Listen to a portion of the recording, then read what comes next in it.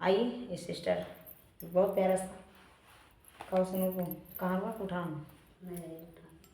उठान के सुनाने जा रही है। जैसा भी लगेगा कमेंट कीजिएगा, फुलवाज के साथ सपोर्ट कीजिएगा। सीख लिया चतुराई लालन के मम्मी, सीख लिया चतुराई लालन के मम्मी, सीख लिया चतुराई लालन के मम्मी। देवता मनना मैया मैं सासु जब देवता मनना पियरी दिया पहिराई लालन के मम्मी, पियरी दिया पहिराई लालन के मम्मी।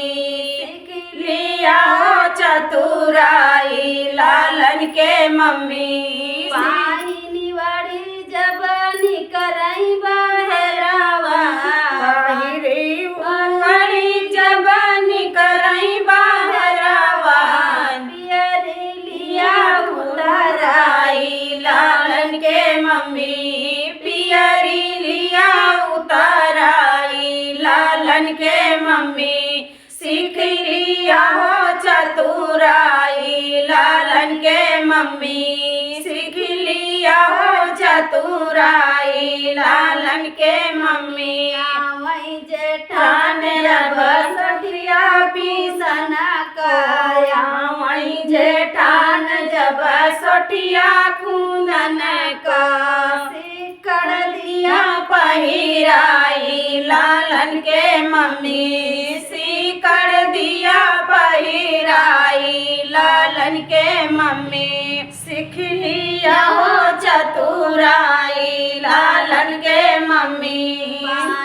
वड़ी जब निकरई बहरावा, पहिरी वड़ी जब निकरई बहरावा, सीकर लिया उतराई लालन के मम्मी, सीकर लिया उतराई लालन के मम्मी। सीख लिया चतुराई लालन के मम्मी।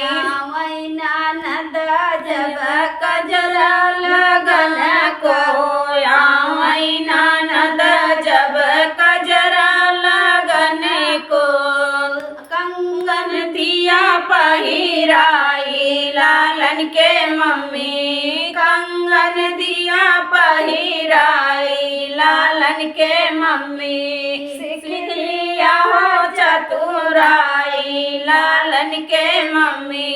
पहिरी वाड़ी जब निकरई बहरावा, पहिरी उड़े जब निकरई बहरावा, कंगना लिया उतराई लालन के मम्मी, कंगना लिया उतराई लालन के मम्मी।